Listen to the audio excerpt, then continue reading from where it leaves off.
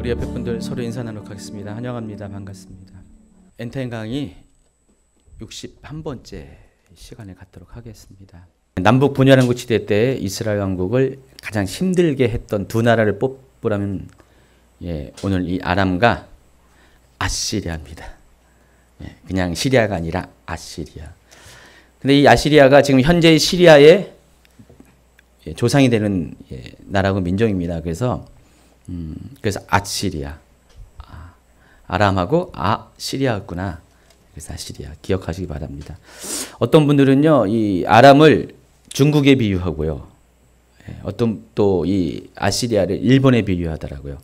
그러니까 대한민국을 둘러싼 오랜 역사 가운데 대한민국을 아주 한국 민족을 힘들게 했던 두 나라, 중국과 일본, 항상 공격하고 침략하고 힘들게 했던 두 나라. 이스라엘에게 있어서 이 아람과 아시리아가 그렇다는 것입니다. 지금도 이스라엘을 힘들게 하는 나라 중에 하나가 시리아입니다. 그 조상이 아시리아고요. 그래서 이 아시리아와 이 아람에 대해서 그동안 우리가 이 성경을 통해서 많이 접하는데 앞으로 이 분열 왕국 시대 때 계속 접하게 되고요. 아시리아에 의해서 북이스라엘이 멸망당하기 때문에 굉장히 아주 중요한 나라입니다.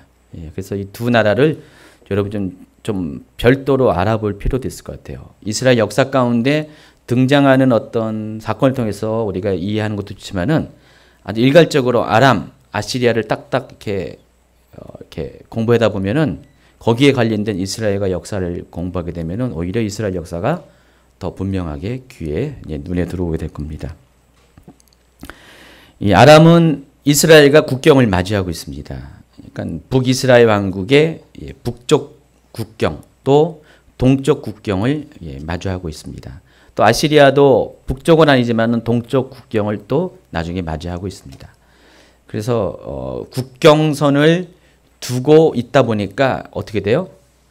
자주 갈등이 일어날 수밖에 없습니다. 전쟁이 있을 수밖에 없습니다. 상대적으로 이 아시리아는 중간에 이스라엘과 아시리아 중간에 아람이 끼어 있어요. 아람이 끼어 있어서 이스라엘과는 거리가 좀 먼 것 같지만은 아람과 달리 아시리아는 하나의 작은 왕국이 아니라 제국이었어요. 앞으로 이제 이스라엘 역사 가운데 영향을 끼치는 5대 제국이 있습니다. 그러니까 이집트는 이미 이제 영향을 끼쳤고요.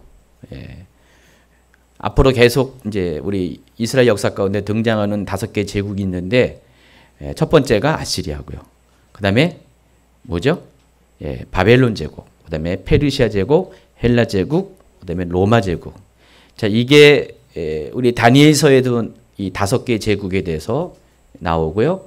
또 그 계시록에도 이 부분에 대해서 다루고 있습니다. 그래서 그 5개 제국 중에서 첫 번째 등장하는 나라가 아시리아입니다. 그래서 아시리아는 그런 의미에서 이스라엘 역사 가운데 굉장히 또 중요한 그런 나라 중에 하나입니다. 그래서 이 분열왕국 시대 때 이 두 나라가 이스라엘에 영향을 끼칩니다. 그리고 나중에 이제 포로 시대 때는 바벨론하고 그리고 페르시아 제국이 영향을 끼칠 것이고요. 그다음에 포로 귀환한 후에 또 중간기 시대에는 헬라와 로마 제국 그리고 이제 신약 시대 로마 제국이 계속해서 영향을 끼치게 될 것입니다.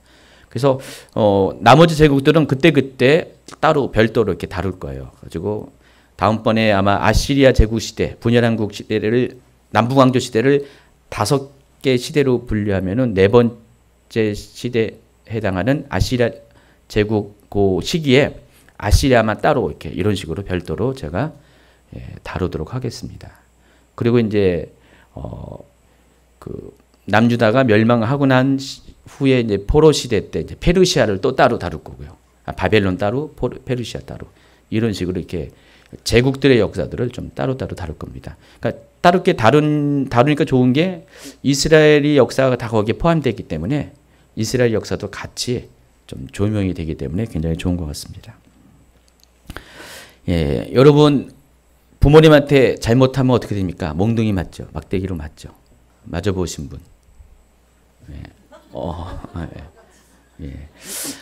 하나님도 여러분을 사랑하시기 때문에 몽둥이와 막대기를 사용하십니다. 하나님한테 맞아보신 분. 예. 많이 맞으셨어요? 엄청 맞으셨어요? 아팠어요? 예. 예. 그런데 어때요? 뭐 그때는 아프고 원망스러웠지만 지금도 원망스럽습니까? 예. 이스라엘에게 있어서 예, 몽둥이와 막대기가 바로 아람하고 아수르입니다. 예. 성경에도 나와 있어요. 이사야 10장 5절 한번 읽어볼까요? 시작. 아수르 사람은 화히 있을진저 그는 내 진노의 막대기요 그 손의 몽둥이는 내 분노라.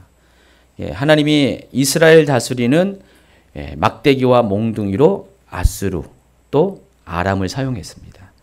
그래서 사사기 시대 이후로 하나님은 이스라엘이 패역할 때마다 하나님을 버리고 우상을 숭배하고 악한 길로 돌아갈 때마다 언제든지 예, 몽둥이와 막대기를 준비하셨습니다. 그래서 그 주변에 국가들을 강성케 하셔서 그전에는 별볼일 없는 국가들이었는데 하나님이 이스라엘이 패역해지면 반드시 몽둥이를 사용하려니까 몽둥이를 어떻게 돼요? 세게 만들어야 되죠. 그래서 갑자기 그 약했던 나라가 강성해져 가지고요. 예, 이스라엘을 예, 압제하게 합니다. 예, 그래서 그 몽둥이질을 한 다음에 예, 용도가 다 파괴되면 어떻게 됩니까? 예, 부러뜨리세요. 그래서 아무리 강한 주변의 국가들이었어도 용도 자체가 이스라엘 다스리는 예, 몽둥이와 막대기 때문에 그리 오래 가지 않습니다. 그러니까 이스라엘은 예, 그 수천 년의 역사를 지금까지 쭉 하고 예, 이 민족이 지금까지 보존하고 있는데 다른 나라들은요. 예, 물론 후대의 나라들은 계속 지금 존속하지만은 예, 계속해서 있다가 없어지고 예, 막 그렇게 어떤 민족은 오늘 소개하는 이 아람 민족은 아예 민족 자체가 예, 거의 예, 정체성을 잃어버릴 정도로 이제 예, 역사 가운데 이렇게 희석이 되는 예, 그렇게 돼버립니다. 그래서 몽둥이는 몽둥이일 뿐입니다. 막대기는 막대기예요. 그래서 아람이 아무리 강해도 아수르가 아무리 강해도 예, 용도를 사용한 후에는 용도 폐기가 되는 그런 존재에 불과하다는 것을 여러분이 아시기 바랍니다.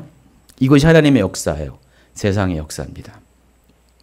우리가 지금 예, 마지막 시대를 겪으면서 많은 분들이 예, 이런저런 두려움 속에 많이 있습니다. 뭐 프리메이슨 얘기하고 일루미나티 얘기하고 하면서 와, 그 그림자 정부들에 대해서 여러분이 막 두려움을 갖습니다. 앞으로는 이제 세계가 예, 종교가 통합되고 모든 세계가 단일 예, 정치 체제로 바뀌게 되면서 적그리스도가 등장하게 되면 얼마나 무서울까? 뭐 막 그러잖아요. 근데 여러분 두려워할 필요가 없습니다. 그들 또한 하나님께서 예, 마지막 때에 하나님의 성도들을 정결케 하고 단련시키기 위한 뭐라고요? 몽둥이와 막대기에 불과합니다. 그래서 세계 정부도요. 적그리스도도 그 용도가 다한 다음에 어떻게 돼요? 심판을 받게 됩니다. 그 계시록 19장 예, 후반부와 20장에 그런 기록이 되어 있습니다. 20장 초반부에. 그래서 예, 뭐 여러분 앞에 두려울 게 없어요. 그러니까 여러분이 정말 하나님 앞에 온전하게 살고자 하면은 두려울 것이 아무도 없습니다. 그러니까 이스라엘 민족이 하나님께 잘못해서 징계를 받았다 할지라도 그들이 다시 돌이키기만 하면 하나님이 곧바로 예, 그들을 다스리던 그런 강대국들을 약화시키고 이스라엘을 다시 강성케 하셔가지고 오히려 그들을 지배하는 예. 그러니까 역사는 늘 언제나 하나님에 의해서 반전이 일어나게 됩니다. 그러니까 마지막 때도 그렇다는 것입니다. 지금도 마찬가지고. 그래서 예, 두려울 필요가 없습니다. 마지막 때도 여러분이 하나님 앞에 온전히 서 있으면은 하나님이 여러분 다 그 상황 가운데 승리케 하실 것을 여러분이 믿음으로 붙잡고 예, 나아가길 바랍니다. 자, 오늘 아람은 어떤 나라인가? 예, 아람의 기원에 대해서 먼저 시작을 하겠습니다.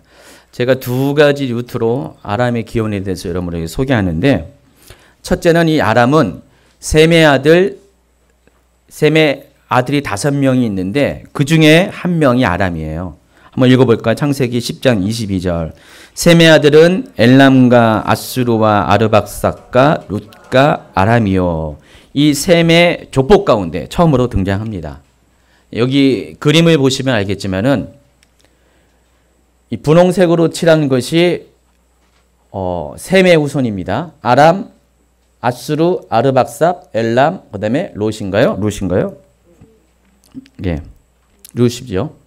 이 다섯 명의 아들이 셈에게는 있었습니다. 그래서 이 다섯 명의 아들 중에서 특히 여러분이 주목해야 될 것이 세 명의 아들, 아람, 아수르, 아르박삭.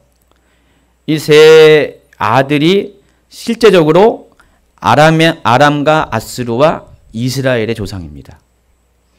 예.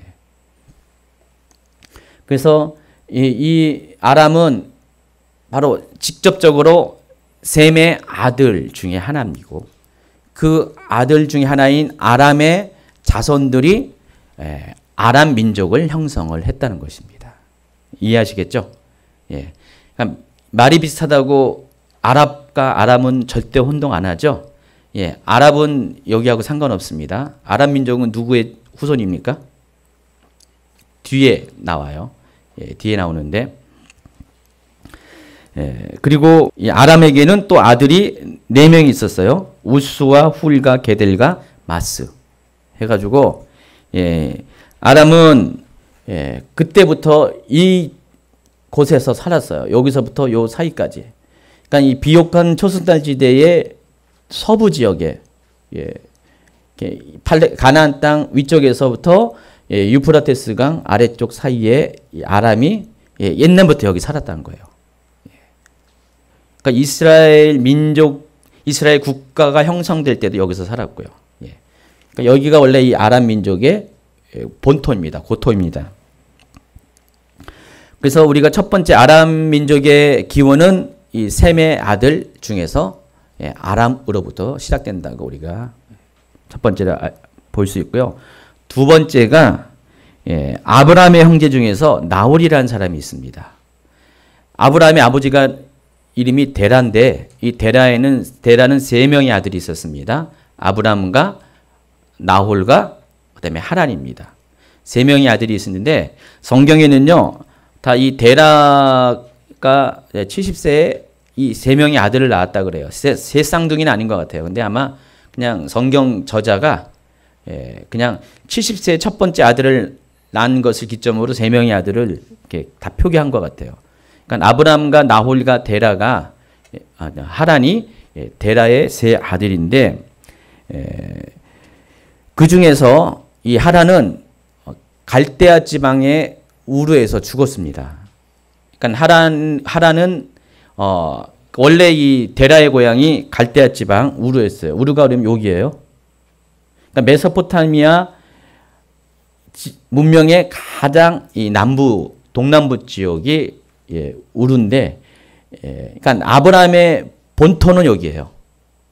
아브라함의 본토 여기고 아버지 데라가 아들 둘을 데리고 이쪽 여기 하란인데 여기까지 올라온 거예요. 올라왔는데 그 올라오기 전에 아들 중에 한 명인 하란이 여기서 죽었어요. 하란은 지명이고 하란은 또 사람 이름입니다. 그러니까 이 성경에 보면요 이름과 지명이 막 헷갈려요. 뒤에 보면 헷갈립니다. 그래서 2명의 아들을 데려왔고 또 이 하란의 자식들을 다 데려왔어요. 그래서 데라의 가문 전체가 이쪽으로 이동을 했습니다. 뭐 이스라엘의 전승에 의하면은 아브라함이 아버지한테 못술짓을 했어요. 아버지 데라가 당시에 달신을 조각하는 그런 직업을 갖고 있는데 아브라함이 어느 날 밤에 달신을 회파를 하고 그러니까 어떻게 돼요? 사람들한테 쫓겨가지고 야밤도주를 했다. 그러니까 성경에 나와 있는 게 아니라 이스라엘 전승에 의하면은 그래서 할 수 없이 데라 가족 모두가 다 일로 옮긴 거예요. 하란으로 도망을 친 거죠. 그래서 여기에는 이제 가족들이 남아 있지 않죠. 물론 사촌이나 뭐 거기 남아 있겠죠.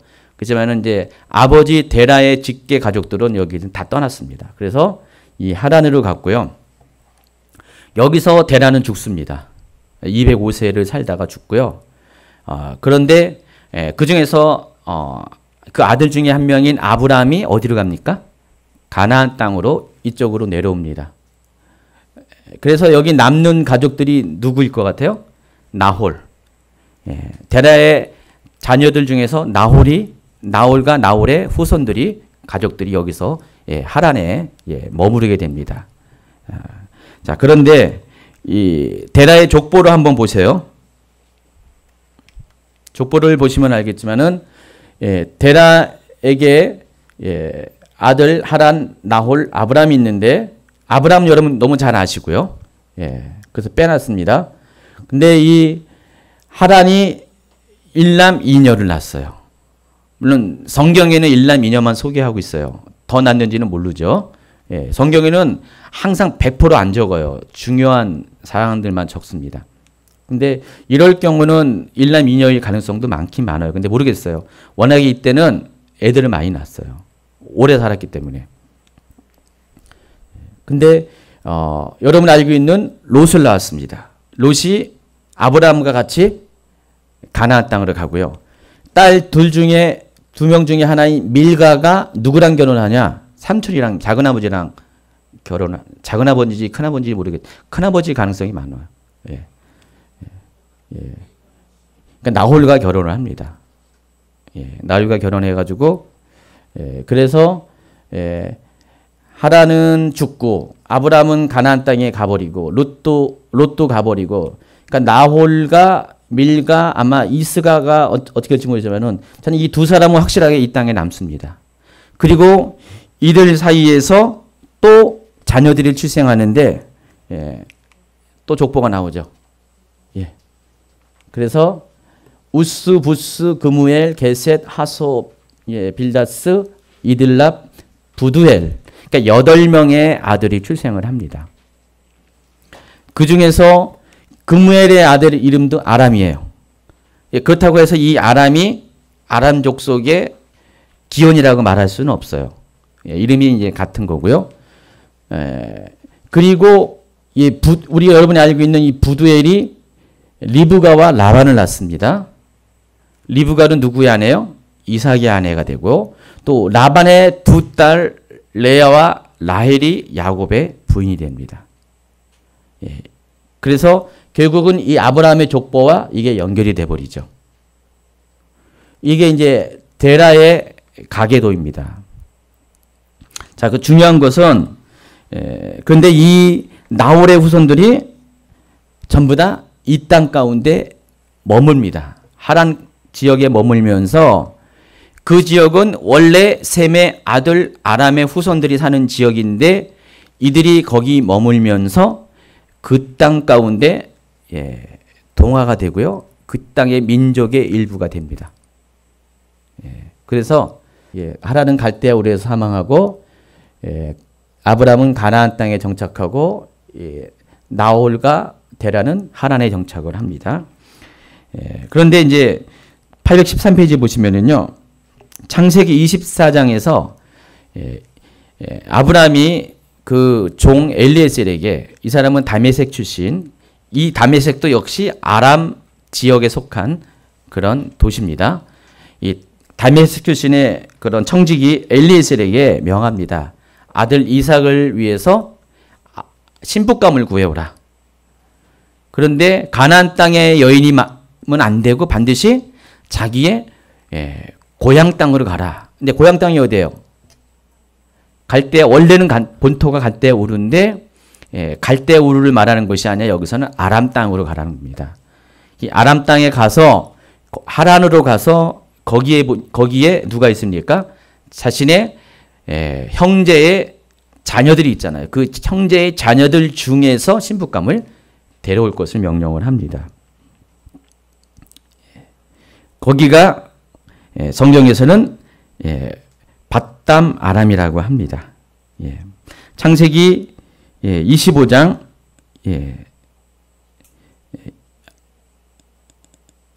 24장 10절부터 한번 보세요. 이에 종이 그 주인의 낙타 중 10匹를 끌고 떠났는데 그의 주인의 모든 좋은 것을 가지고 떠나 메소포타미아로 가서 나홀의 성에 이르러 그랬습니다. 메소포타미아가 어디라고 했어요? 아까? 바로 그 하란 지역에 있는 바로 그 지역. 바로 그쪽으로 가서 거기 가니까 그 나홀이 세운 도시가 있는 거예요. 그때는 아직 민족이 많이 분포되지 않은 시기라서 먼저 찜하면 그 사람 이름 따가지고 그 지역에 도시가 형성이 되는 경우가 많이 있었어요. 그래서 나홀이 아마 그 지역에 한 곳을 택해서 거기서 거주하면서 자신의 이름을 따서 나홀의 성이라고 진 것 같아요. 그래서 그때부터는 나홀이라는 도시가 형성이 된 겁니다. 25장 20절에도요. 이삭은 40세에 리브가를 맞이하여 아내를 삼았으니 리브가는 밧단 아람의 아람 족속 중 부두엘의 딸이요 아람 족속 중 라반의 누이였더라. 이렇게 설명하고 있어요. 아주 여기 족보를 출신을 확실하게 분명하고 여기 말합니다. 아람 족속의 부두엘 또 아람 족속의 라반의 누이였다 그렇게 말합니다. 근데 그 지역을 가리켜서 밧담 아람이라고 합니다. 이 밧담 아람이라는 뜻이 히브리어로 아람의 평야라는 뜻입니다. 그러니까 아람 지역의 평야지대를 밧담 아람이라고 이렇게 부른다는 것입니다. 이 지역이 메소포타미아 강 상류를 말하는 곳, 여기 유프라테스 강 상류 지역을 말하는 거고 그곳의 중심 도시가 하란이라는 것이에요. 하란이 이제 밧담 아람입니다. 또 신명기에도 보면은요, 모세가 이스라엘 민족의 조상에 대해서 언급을 하는데 뭐라고 언급하는지 볼까요? 신명기 26장 5절. 너는 또 내 하나님 여호와 앞에 아뢰기를 내 조상은 방랑하는 아람 사람으로서 애굽에 내려가 거기에서 소수로 거류하였더니 거기에서 크고 강하고 번성한 민족이 되었는데. 자, 뭐라 그랬어요? 내 조상은 방랑하는 아람 사람. 그러니까 신명기서에서도 보면은 이스라엘 민족이 자신의 민족 정체성을 어디서 잡았어요? 아람으로 잡았습니다. 그러니까 자신의 조상은 아람 사람이라는 거예요. 그 조상은 아람 사람이라는 그 의미는 바로 아브라함의 아버지 데라로부터 시작을 한 거예요. 데라가 그쪽으로 이주해서 살면서 이제 아람 사람이 된 거예요. 그리고 데라의 아들 나홀의 가족들이 전부 다 거기 살기 때문에 그때부터 이제 그들도 아람 사람의 일원이 되었다는 것입니다. 원래 셈의 아들 아람 족속이 살고 있었고 또 나홀의 자녀들이 그 땅에 살면서 또 아람 족속의 일원이 됐습니다. 그래서 이스라엘도 자신의 정체성을 가리켜서 히브리 민족도 우리는 조상이 아람 사람이다. 그렇게 정체성을 갖고 있었다는 겁니다. 이해하시겠죠? 자, 이와 같이 아람 민족의 기원은 이 족보를 거슬러 올라가면은 이스라엘 민족과 굉장히 혈통적인 유대감이 있다는 것입니다. 전혀 다른 민족이 아니라는 거예요. 그러니까 생김새도 거의 흡사해요.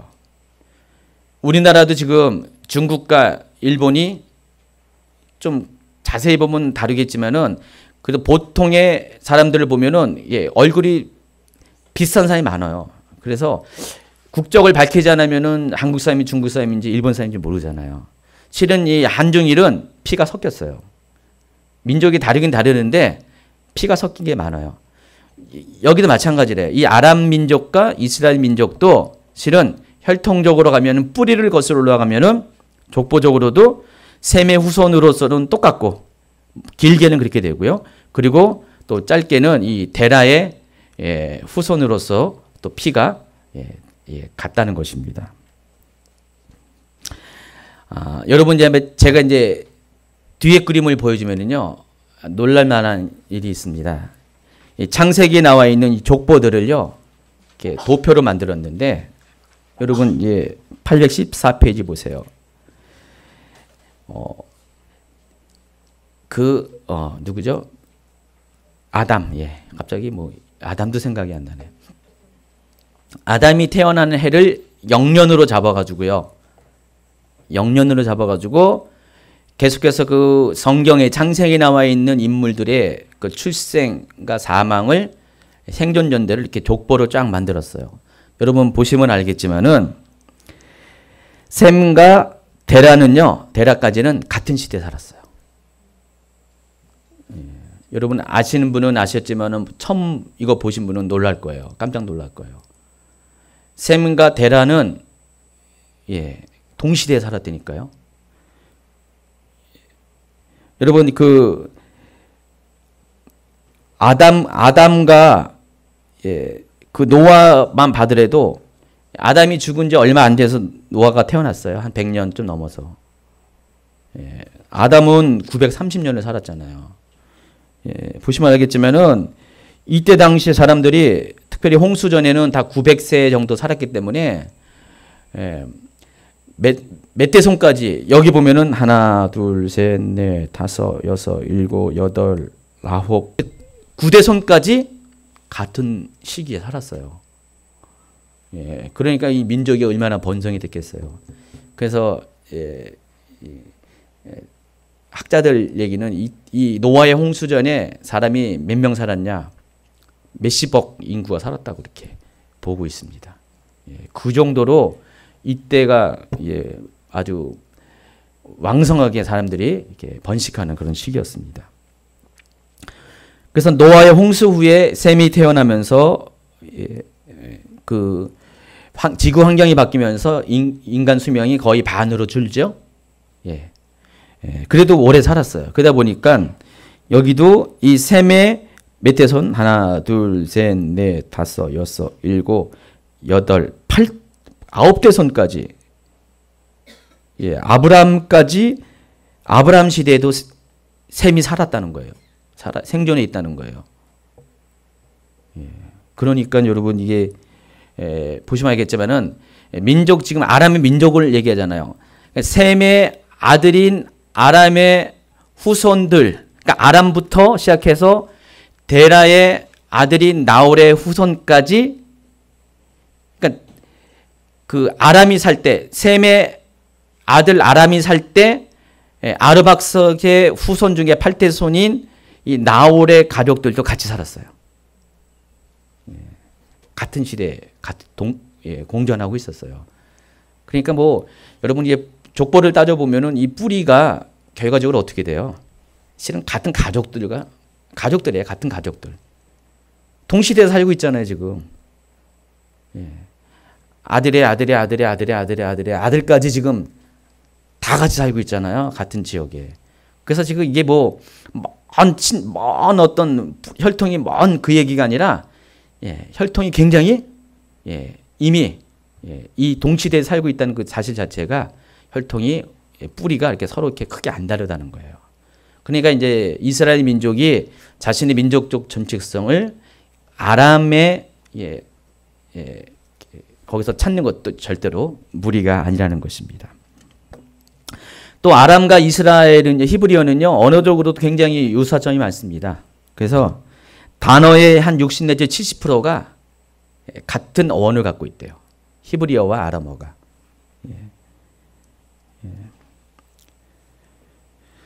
히브리어는 오직 이스라엘 민족만 사용했어요. 그러다가 어느 시기에 가면 이스라엘 민족도 사용하지 않았습니다. 거의 어떤 일상 언어보다는 문서 속에서나 사용하는 그런 거의 언어가 돼버렸고 이스라엘 민족도 아람어를 사용했어요. 몇백 년 동안은요.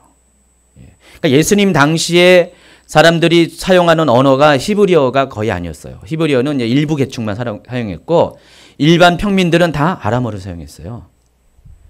그러니까 곧 그때 당시에 페르시아 제국이 몇백 년부터 계속 영향을 끼치면서 페르시아의 언어가 공용어가 됐는데 그 페르시아 제국 때의 공용어가 그 대표 언어가 아람어였어요. 그 때문에 이 아람어가 이스라엘 사람들도 사용하는 보편적인 언어였습니다. 근데 그 아람어와 이 히브리어가 굉장히 거의 3분의 2 가량이 유사 언어라는 것입니다. 이와 같이 아람의 기원을 살펴보면은 아람은 이스라엘과 전혀 동떨어진 민족이 아니라는 것. 오늘 처음 알았습니까? 815페이지 보면은요, 이제 아람의 역사를 다룰 것인데, 고대 근동의 대부분의 국가들이 그랬던 것처럼 아람 역시 처음에는 도시국가 형태로 시작합니다. 각 지역마다 도시마다 인천이라는 이 지역에 나라가 세워진 거예요. 여기 왕이 있어요. 거버먼이 있는 거죠. 서울은 서울대로. 그러다가 이 많은 도시국가들이 어느 시기에 뛰어난 어떤 한 왕이 출현하면서 이 도시국가가 이제 연합체로 되면서 하나의 국가가 형성이 되는데 그게 왕정국가죠.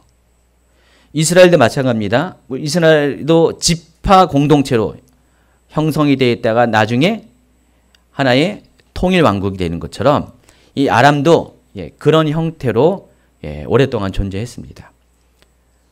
그러니까 기원전 약 11세기, 12세기, 12세기 경부터 이 아람은 이제 도시국가의 형태로서 역사 가운데 등장합니다. 그 전에는 아마 부족들 형태로 아브람이 318명의 가병을 거느렸다고 했잖아요. 창세기 보면요. 그러니까 아브람은 일종의 부족장이에요. 부족장인데 그 아브람이 거느린 식구들이 아마 그 군인들만 가병들만 318명이면은 가족들 다 따지면은 훨씬 많겠죠. 뭐 400명, 500명이 될 수 있고요. 더 많을 수가 있고요. 그런 것이 이제 하나의 부족이면은 그게 더 큰 규모로 한 5,000명, 한 10,000명 정도가 되면은 국가가 되는 거예요. 부족 국가가 되는 거예요. 그러니까 도시 국가가 되는 거예요. 어떤 촌락에 지금은 이제 우리가 뭐 촌장이라고 불리는 그런 수준의 사람이 그때는 왕으로 불린 거예요. 왕으로 불러가지고 군데 지금처럼 그냥 서울과 부천과 인천이 다 딱딱딱 달라붙어가지고 도시 경계가 없는 시대가 아니라 그때는 그냥 사람이 거주할 그런 지역마다 조금씩 마을이 형성이 됐는데 그 마을 자체가 일종의 부족 국가가 된 거죠. 근데 몇만 명 되는 데는 도시 국가가 되는 거고요. 그리고 그런 것들을 다 아우르는 그런 더 큰 규모의 집합체가 왕정 국가가 되는 거죠. 그래서 이 아람도 도시국가의 형태로 시작됩니다. 그 도시국가가 나타나는 것이 12세기경, BC 12세기경부터 도시국가들이 역사 가운데 출현을 합니다. 일반 역사에서 이 아람이 처음으로 등장하는 것이 아수르 왕 때, 아수르 왕 디글랏 빌레셀, 뭐 아수르 나중에 할 때 이제 다루겠습니다. 아수르가 세 개의 시대로 나눠요. 고아스르, 중아스르, 그다음에 신아스리아. 근데 이때는 이제 그 고대 아수르가 되죠. 이때 이제 이 아수르 왕의 연대기에 아람이 처음으로 등장을 합니다. 이 아람이라는 나라가 처음으로 등장을 한다는 것입니다. 그래서 일반 역사 가운데서도 아람이 BC 한 12세기, 기원전 12세기부터 국가의 형태로 존재했다고 보고 있습니다. 그 전에 그 나홀의 후손들, 원래 셈의 아들 아람의 후손들이 그냥 부족 국가 정도로 살고 있다가 요때부터는 사람들이 더 뭉쳐져 가지고 도시국가의 형태로 어떤 지역을 장악하는 도시국가의 형태로 그때부터 역사 가운데 등장을 했다는 것입니다. 자, 그런데 이 같은 이 일반 역사의 기록과 성경의 기록이 틀리지가 않아요. 똑같아요. 솔직히 일반 역사는 아람에 대해서 별로 등장하지가 않아요. 오히려 성경이 더 많은 기록을 갖고 있고요. 나중에 이제 소개하는 아수르도 마찬가지입니다. 일반 역사보다는 성경의 기록이 더 자세하고 더 많이 다양하게 나와 있습니다. 그래서 성경에서 이 아람이 등장하는 것이 바로 이스라엘이 민족을 형성하는 바로 그때, 국가를 형성하는 그때. 사사기 시대 이후에 사울이 왕이 되는 바로 그 전후부터 성경에 등장한다는 것입니다. 그러니까 사사기 시대부터 이 아람이란 나라가 이제 처음으로 성경 역사 가운데도 국가의 형태, 도시 국가의 형태로 등장하게 됩니다. 성경에는 모두 6개의 아람의 도시 국가들이 소개되고 있습니다.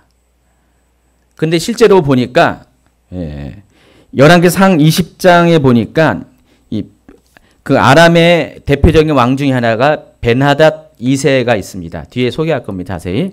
이 벤하닷 2세가 사마리아를 침공하는 그 원정 기록이 열왕기상 20장 1절에 나와 있는데 한번 읽어볼까요? 아람의 벤하닷 왕이 그의 군대를 다 모으니 왕 32명이 그와 함께 있고. 자, 이 기록을 보면은 이 벤하닷 왕이 32명의 왕을 거느리고 있다 그랬습니다. 그럼 어떻게 여러분이 이해할 것 같아요? 이 벤하닷은 르신 때부터 시작한 그 아람 왕정 국가의 공식적으로는 세 번째 왕입니다. 공식적으로는 세 번째 왕인데 제 3대 왕인데, 그러니까 이 벤하닷에게는 그 주변 그 왕국 안에 조그만 도시 국가들이 최소한 32개가 있었다는 것을 증명하는 거죠. 그러니까 이 아람이라는 왕국은 최소한 32개 이상의 도시 국가들로 형성된 왕정 국가. 그렇게 이해하시면 되겠죠? 여러분 그 솔로몬 때 솔로몬 왕국도 그 다윗 왕국만 있는 것이 아니라 밑에 보면은 에돔, 모압, 암몬 뭐 이렇게 주변의 국가들로 형성이 되어서 하나의 그것이 솔로몬 왕국이 됐어요. 그들은 다 뭐예요? 속국들이 됐었죠. 식민지죠. 거기는 이제 민족이 달라요. 그런데 이 아람 같은 경우는 같은 혈통을 가진 32개의 그런 국가들이 연합돼 가지고 하나의 왕정 국가가 됐고, 그 왕정 국가의 왕의 이름이 뭐라고요? 벤하닷이라는 것입니다. 그게 등장을 합니다. 근데 이 왕정 국가가 등장하기 전에 약 2, 3세기 기간 동안에 이스라엘이 통일 왕국 시대부터 남북 분열 왕국이 되기 전까지 이스라엘은 통일 왕국이 되어 가지고 오히려 남북이 분열되면서 약화되기 시작했는데, 아람은 이스라엘이 강할 때는 도시국가 형태로 있다가 이스라엘이 약해질 때부터 강해져서 왕정국가의 형태로 구조가 바뀝니다. 이해하시겠죠? 그래서 사울, 다윗, 솔로몬 시대에 있었던 대표적인 아람에 속한 도시 국가들을 제가 6개를 소개한다는 겁니다. 성경에 나와 있는. 첫 번째가 아람 나하라임. 뭐 처음 들어봅니까? 성경에 나와 있습니다. 이 나하라임은 메소포타미아 지역에 존재했었던 아람의 국가 중에 하나입니다. 이 사무엘 하에 의하면은 다윗과 암몬 사이에 전쟁 기록이 소개되어 있는데, 여기에 4개 국가들이 언급이 됩니다. 사무엘 하 10장 6절 시작. 암몬 자손들이 자기들이 다윗에게 무임이 된 줄 알고 암몬 자손들이 사람을 보내 벳르홉 아람 사람과 소바 아람 사람의 보병 2만 명과 마아가 왕과 그의 사람 1000명과 돕 사람 12000명을 고용한지라. 용병을 구했답니다. 암몬이 이제 다윗과 전쟁을 치르다가 힘이 약하니까 아람 사람들에게 용병을 구했어요. 근데 같은 사건이 역대상에도 기록이 되어 있어요. 읽어볼까요? 암몬 자손이 자기가 다윗에게 믿게 한 줄을 안지라 한운과 암몬 자손은 더불어 은 1000달란트를 아람 나하라임과 아람 마아가와 소바에 보내 병거와 마병을 삭내되. 이렇게 나와 있죠. 같은 사건을 기록한 겁니다. 사무엘 상하의 왕들의 그런 연대기를 기록한 것이 역대상이라고 그랬죠. 열왕기 상하의 왕들의 연대기를 기록한 것이 역대하라고 그랬어요. 그래서 사무엘 하의 내용이기 때문에 역대상에서 언급을 한 겁니다. 그런데 사무엘 하에서는 벳르홉 아람이라고 표현을 했는데, 역대상에는 아람 나하라임이라고 표현합니다. 잠시 접어두고요. 또 시편 중에도 아람 나하라임이 등장합니다. 시편 60편을 보면은요, 본문에는 안 나와 있는데 시편마다 이렇게 표제가 있잖아요. 시편의 제목들이 딱 나와 있는데 그 표제의 내용을 보니까 한번 볼까요? 다윗이 교훈하기 위하여 지은 믹담, 인도자를 따라 수산 에도드에 맞춘 노래. 그러니까 시편 60편이 그렇다는 겁니다. 그 내용은 어떤 내용이냐? 다윗이 아람 나하라임과 아람 소바와 싸우는 중에 요압이 돌아와 에돔을 소금 골짜기에서 쳐서 12,000명을 죽인 때에 그때 쓰여진 시편이라는 거예요. 그러니까 아까 그 사무엘 하나 역대상에 있는 바로 같은 시기를 말하는 것이죠. 여기도 아람 나하라임이 언급이 되고 있습니다. 자, 그런데 이들 기록보다 더 앞선 게 사사기 기록 중에 또 아람 나하람이 언급이 됩니다. 개역 개정에는요, 이 아한 나하람이라고 말하지 않고 메소포타미아라고 여기 번역을 했는데, 직역 성경에 보면은 아람 나하람이라고 소개를 하고 있습니다. 사사기 3장 8절에 보면은 여호와께서 이스라엘에게 진노하사 그들을 메소포타미아 왕 굿산 릿사다임의 손에 파셨으므로 이스라엘 자손이 굿산 릿사다임을 8년 동안 섬겼더니, 첫 번째 사사가 등장할 때의 시대적 배경을 설명할 때 나옵니다. 첫 번째 사사가 누구죠? 온네일이죠. 온네일이 등장할 때 바로 그 이스라엘 민족을 압제했던 그 이방 민족을 소개할 때 메소포타미아 왕 굿산 릿사다임이라고 했는데, 이 메소포타미아가 원래 히브리 성경에는 아람 나하람이랍니다. 그러니까 이때 이미 아람 나하람이라는 나라가 존재했었다는 것입니다. 이 아람 나하람이라는 뜻은 강들 사이의 땅이라는 뜻이에요. 히브리어로. 근데 여러분 연대기 성경 때 제가 가르쳐줬죠? 메소포타미아라는 뜻 이름도 뭐라고요? 강들 사이의 땅. 그러니까 아람 나하람이라는 것은 히브리어로 부르는 거고, 메소포타미아는 헬라 사람들이 부른 거예요. 그래서 결국은 같은 얘기죠. 같은 얘기인데, 그러니까 메소포타미아 지역, 티그리스 강과 유프라테스 강, 그 사이에 있는 하란 지역, 그쪽이 고대에는 메소포타미아라고 불렀고요. 사사기에서는. 그리고 히브리어로서는 아람 나하람이라고 불렀고, 거기에 한 민족이 살았는데 그 민족이 이스라엘을 압제했다는 겁니다. 그리고 그 왕의 이름이 릿사다임이라고, 왕 이름이 굿산 릿사다임입니다. 자, 그래서 제가 이제 그림을 두 개를 여러분에게 소개하면은, 아람 나하라임이 바로 여기를 말하는 거예요. 두 개의 강 사이에 있는 지역을 티그리스강과 유프라테스 강 이렇게 부릅니다. 자, 그런데 아까 제가 소개했던 사무엘 하 10장 6절에는 벨르홉 아람 사람이라고 소개를 하고 있잖아요. 그리고 역대상에는 요 벨르홉 아람을 빼고 아람 나하람이라고 했잖아요. 근데 벨르홉 아람이라는 이 나라 이름이 일반 역사 가운데 나중에 등장해요. 소개할 건데 그게 이제 비트 아딘이라는 나라 이름입니다. 이것을 이제 한글 개역 성경에는 벳르홉이라고 표기를 했어요. 일반 역사 가운데는 비트 아단이라는 나라가 있어요. 이게 역사에 나와요. 일반 역사에. 근데 이 나라가 언제 여기에 있었냐면 바로 11세기에 있었어요. 그러니까 사사기보다는 한 몇 세기 지난 거지만은 이미 11세기에 세계사 가운데 이 비트 아다니가 나오는데 이 비트 아디니가 성경에서 말하는 벳르홉 아람이고, 이 벳르홉 아람이 결국 뭐라고요? 아람 나하라임일 가능성이 많이 있어요. 왜냐면은 시기적으로도 그렇고 지리적으로도 중복이 되기 때문에. 그러니까 동시대에 아람 나하라임이라는 왕국과 비트 아단이라는 나라, 그 사무엘 하의 표현에 의하면은 벳르홉 아람이라는 두 나라가 존재할 수도 있겠죠.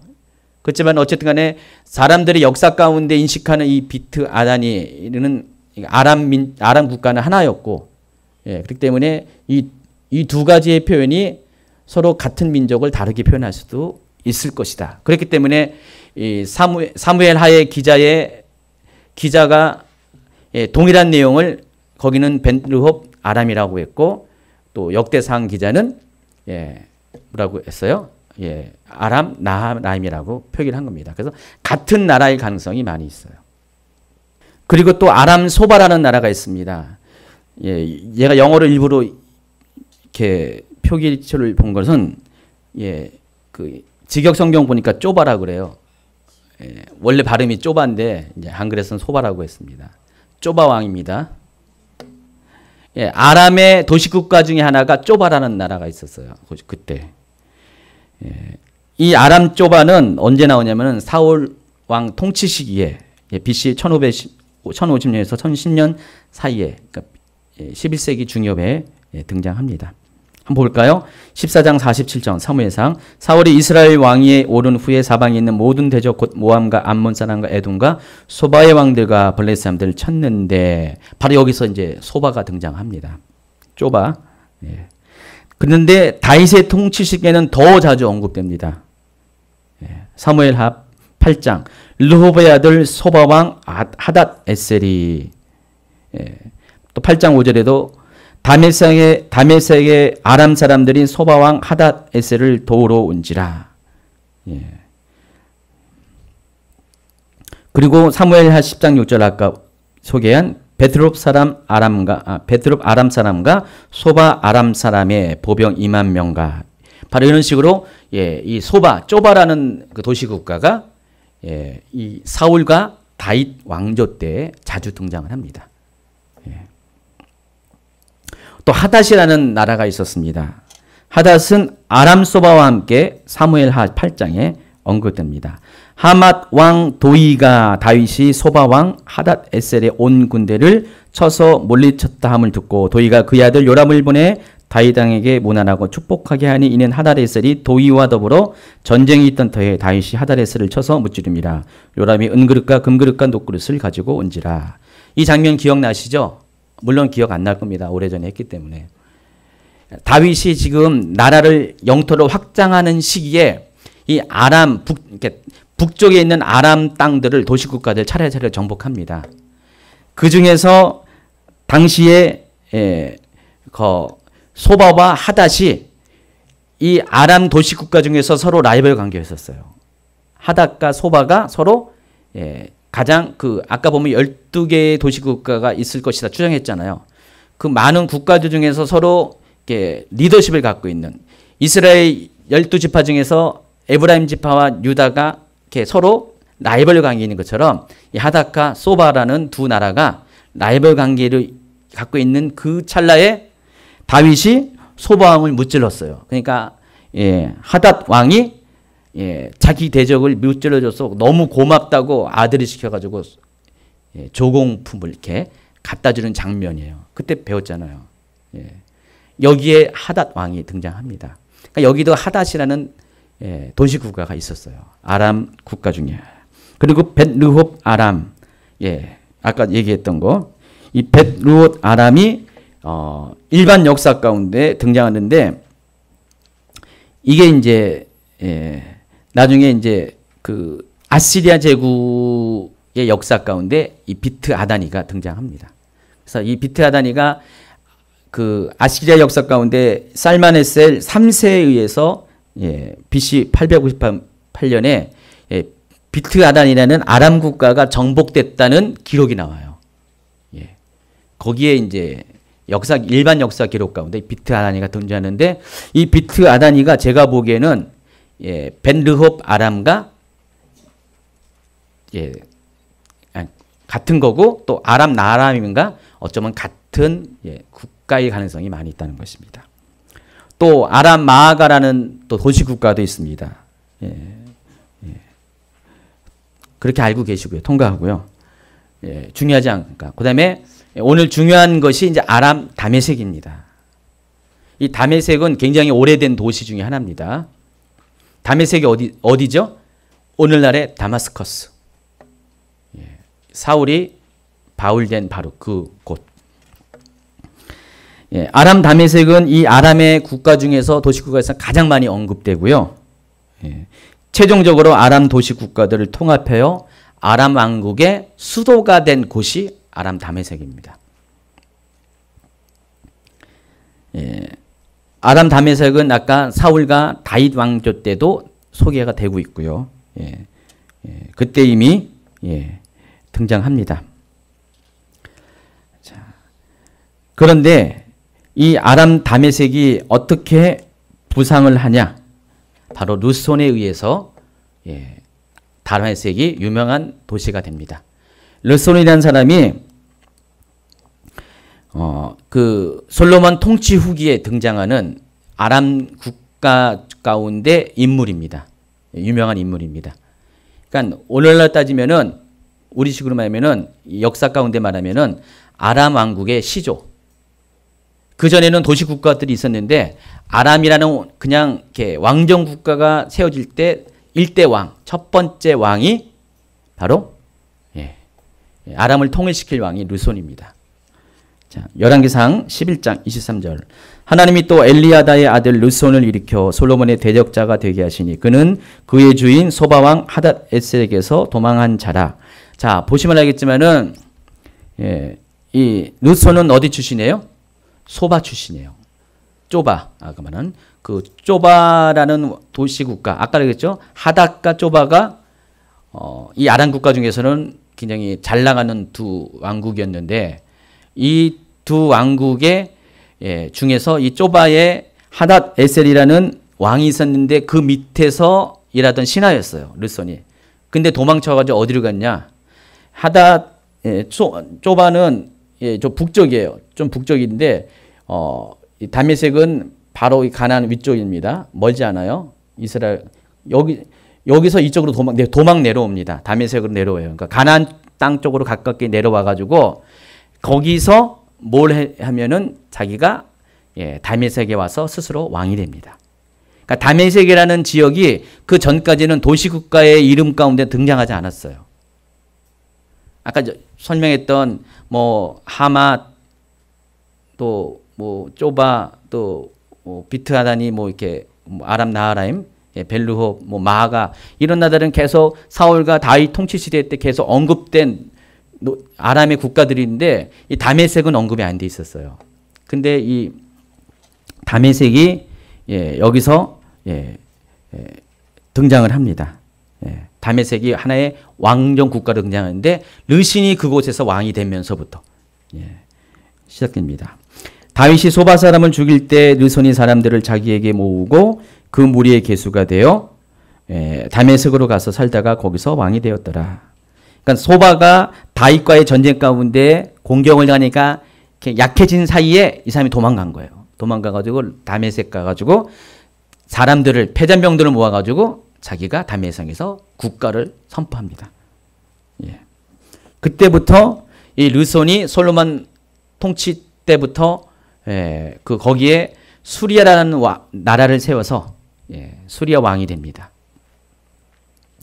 그래서 그렇게 통일된 이 아람 국가가 급격하게 발전을 합니다. 때마침 국제 정세가 솔로몬 제국이 나라가 분열되는 그런 때, 그러니까 경쟁자 자기를 누르는 강대국이 없어지는 바로 그때, 아직 아시리아도 제국으로 성장하지 아니한 때, 별볼일 없을 때, 예, 한마디로 주인 없는 절대 강자가 없는 바로 그때에 예, 그 르손이 세운 이 아람 다메섹이 예, 수리아 왕국이 갑자기 성장을 하게 됩니다.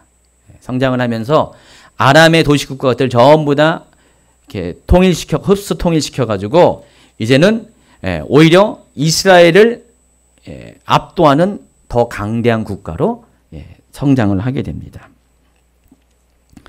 예, 이때부터 이제 아람 왕조가 예, 시작이 되는 거고요. 이게 세계 역사 가운데도 이때부터 예, 인정을 하고 성경의 역사도 바로 동일하게 예, 일치하게 예, 여기 기록이 되어 있습니다. 예, 그래서 한참 잘 나갈 때는 아시리아도 이 아람에 의해서 거의 멸망당하기 직전까지 갔어요. 예, 그러나 예, 아람도 오래 못 갔어요. 2세기를 못 가고요. 예, 아람도 이제 2세기 정도 막대기로 사용하다가 그때가 언제냐면은 이스라엘이 남북으로 분열돼 가지고요. 예, 서로 경쟁하고 또 특별히 북이스라엘이 예, 여로보암의 길을 따라가면서 패역할 때 하나님이 그 이스라엘과 때로는 유다를 징치하기 위한 도구로 사용할 때 바로 그때 그 기간 동안만 아람이 부상을 합니다. 그때의 왕의 이름이 누구냐면 벤하닷. 들어보셨죠? 벤하닷. 성경에 이제 앞으로 쭉 많이 나옵니다. 성경에는요, 벤하닷이 3명이 등장합니다. 근데 여러분 성경으로 보면은 어느 벤하닷이 헷갈려요. 우리는 지금 편의상 1세, 2세, 3세로 구분해서 제가 설명을 해드리겠는데 성경에 보면은 다 벤하닷이에요. 벤하닷이라는 것은 사람의 이름이 아니라 왕명이에요. 왕명이 벤하닷입니다. 벤이라는 것이 그 아람어로 아들이라는 뜻이에요.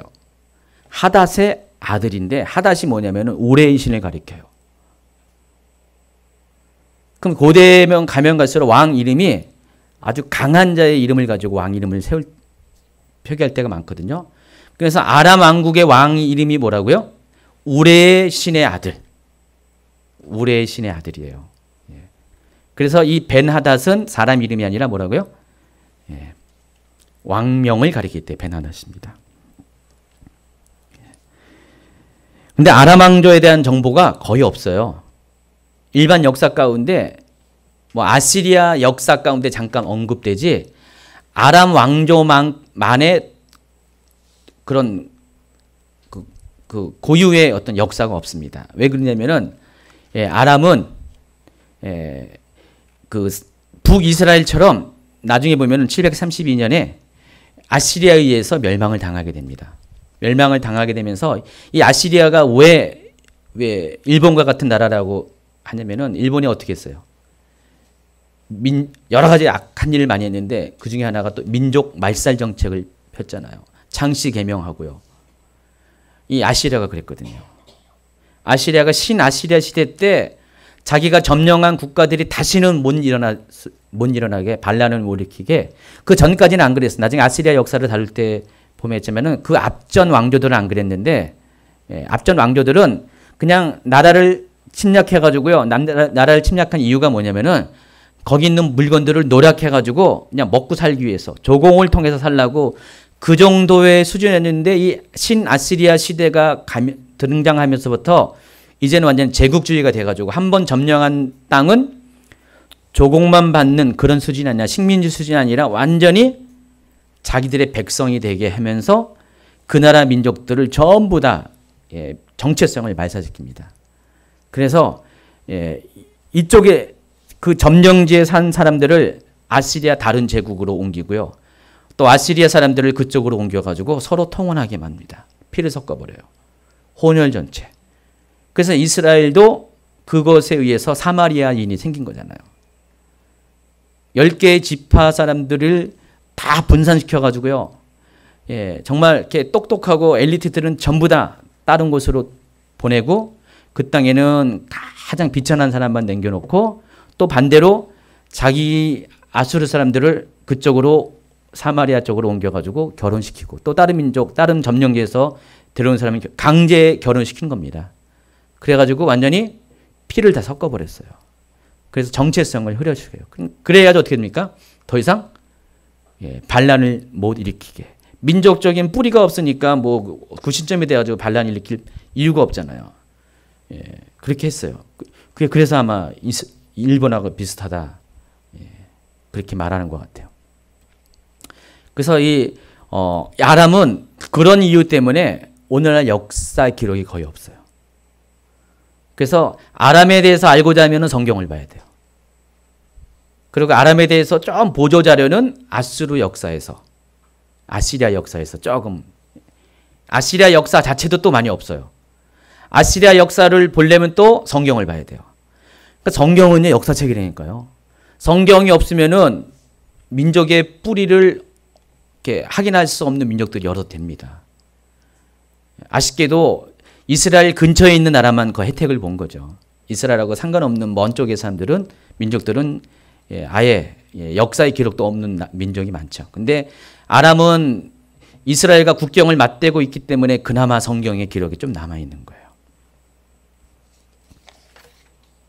그래서 성경에는 모두 5명의 아람 왕들이 소개되는데 르손과 베나닷 1세 그리고 베나닷 표기 잘못해서 2세 제가 다 베나닷 3세 알아서 고치시기 바랍니다. 순서적으로는 르손, 베나닷 1세, 베나닷 2세, 하사엘 그리고 베나닷 3세입니다. 이게 성경에 나와 있는 그 아람의 왕들의 왕조입니다. 가지고 요 시기가 대략 한 7, 80년, 200년이 채 안 되는 시기 동안의 왕들입니다. 첫 번째 왕은 르손입니다. 그러니까 제가 이집트 역사를 소개하면서 왕조의 역사를 통해서 소개를 했잖아요. 근데 여기도 마찬가지로 왕의 역사를 통해서 그러니까 이스라엘 역사도 열왕의 역사를 통해서 설명이 가능하거든요. 그래서 지난번에 이렇게 이 강의 초반부에 이집트 역사를 제가 소개할 때 이집트는 모두 제 32왕조가 고대 왕조 중에 있는데 우리가 그 수천 년의 이집트 역사를 알 수 있는 그 감사할 것이 바로 그 알렉산드리아에서 BC 한 3, 4세기경에 한 역사가에 의해서 이집트의 역사가 다 정리가 돼가지고 그나마 그것 때문에 이집트의 역사, 그 오래된 역사를 알 수 있는데 이 아람 같은 경우는 그것을 정리한 사람이 없기 때문에 성경에 나와 있는 5 왕을 통해서 우리가 아람의 역사를 추론할 수가 있어요. 100%의 역사도 아닙니다. 르손은 아람 왕국의 1대 왕이고요. 엘리아다의 아들이라고 말하고요. 최초의 아람 왕국을 세우는 사람으로서 솔로몬의 대적자가 됩니다. 거기까지만 알면 되고요. 이제 베나닷 1세부터가 중요합니다. 베나닷 1세는 르손의 아들일까요, 아닐까요? 이렇게 질문하면은 어떻게 알아요? 써 있기 때문에. 저도 단정지는 게 아니라 아닌 것 같아요. 보니까 제가 추론해니까 아닌 것 같아요. 왜냐하면 베나닷 왕의 아버지 이름이 뭐냐면은 열왕기상 15장 18절 아람의 왕 헤스온의 손자 다브림몬의 아들 베나닷 이렇게 나와 있어요. 그럼 베나닷의 아버지 이름 누구라고요? 다브림몬. 다브림몬의 아버지는 헤시온. 그러니까 할아버지, 아버지 또 아들의 족보가 딱 나와 있어요. 이때 당시는 뭐 사람 이름밖에 없고 성이 없기 때문에 항상 보면은 어디 출신 누구 아니면 누구의 아들 누구 이런 식으로 사람을 구분할 때 많이 사용합니다. 성이 없었잖아요. 다윗이 성이 없었습니다. 솔로몬도 성이 없었습니다. 근데 여러분 난 거예요. 성이 있어서. 그래서 이 베나닷은 누구의 아들이라고요? 다브림몬의 아들 베나닷. 뒤에 나오면은 베나닷 3세는 누구의 아들인지 아세요? 하사알의 아들 베나닷. 이게 구분이 됩니다. 근데 르손은 누구의 아들이냐면은 르손이 누구의 아들입니까? 어디 나와 있죠? 엘리아다의 아들. 그래서 족보가 일치하지 않아요. 그리고 시기적으로도 르손은 솔로몬 왕 통치 후기에 거기서 그때 이제 다메섹에 가서 수리아 왕이 됐어요. 그때가 대략 BC 930년 이전이죠. 근데 이 베나닷 1세는 BC 874년에 등장합니다. 그러니까 최대 한 60년 정도 차이가 있어요. 60년이면은 왕 제2기간을 따진다면은 이게 굉장히 긴 거거든요. 그러니까 적어도 그 중간에 1명 내지 2명의 왕이 존재했을 가능성이 많이 있어요. 그래서 르손과 베나닷은 직계가 아닙니다. 왕조가 달라요. 아마도 여기 나와 있는 헤시온과 다브림몬이 바로 르손과 또 이 베나닷 중간에 왕이 있을 가능성이 많고요. 또 헤시온과 이 다브림몬은 아직 아람 왕국의 왕은 아니고 도시국가의 왕으로서 또 이 둘 중에 한 명은 적어도 둘 중에 한 명은 전체 왕일 수도 있을 가능성이 많이 있어요. 다 추론입니다. 역사가 안 나와 있기 때문에 그냥 이집트 왕조때 딱딱딱딱 이렇게 사가가 기록된 게 있으면 편할 텐데 저도 지금 역사를 추적하고 있는 겁니다. 원래 이 베나다 왕은 북이스라엘 바하사 왕과 동맹을 맺은 것 같아요. 그런데 유다 왕 아사가 많은 뇌물을 바쳐가지고요, 재물을 바쳐가지고 바하사가 아사를 공격할 때, 북이스라엘의 남유다를 공격할 때 자신의 편에 서줄 것을 요청했을 때, 그때 군대를 이끌고 바하사를 북쪽에서 공격한 바로 그 베나닷이, 아람왕 베나닷이 이 베나닷입니다. 그게 역대하 16장에 나와 있습니다. 16장 3절에 보세요. 내 아버지와 당신의 아버지 사이에서와 같이 나와 당신 사이에 약조하사 내가 당신에게 은금을 보내노니 와서 이스라엘 왕 바하사 세운 약조를 깨뜨려 그가 나를 떠나게 하라. 생각나시죠? 이 아사 왕과 바하사 왕의 전쟁 가운데 아사의 그런 실정을 이렇게 고발한 바로 그 내용입니다. 이때 이제 베나닷 1세가 등장하고요. 두 번째 베나닷이 그 다음에 바로 이어지는데, 이 어떤 사람은 이 베나닷 1세와 베나닷 2세가 같은 인물이라고 이야기하는 분이 있는데, 제가 보기에는 다른 인물 같아요. 아들이에요. 아들인 것 같습니다. 이 베나닷 2세 때 북이스라엘의 왕이 아합 왕입니다. 그래서 이게 다음 시간에, 다음 주에 이 아합 왕에 대해서 다룰 건데, 그때도 베나닷이 등장할 겁니다. 그 베나닷은 베나닷 2세다. 여러분이 잘 기억하시기 바랍니다. 베나닷 2세는 아합 왕 때 군대를 거느리고 사마리아를 공격합니다. 열왕기상 20장에 그 기록이 나와 있습니다. 잘 보시면은 아람의 베나닷 왕이 그의 군대를 다 모으니 왕 32명이 그와 함께 있고, 사마리아를 에워싸고 그것을 치며, 이렇게 나와 있습니다. 아까 소개한 것처럼 이 베나닷 2세 때 그 아람 왕국에는 32개의, 최소한 32개의 도시국가가 존재했을 것이다.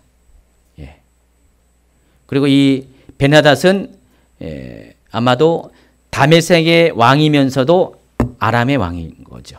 다메섹이 수도였어요. 그때 당시 아람의 수도.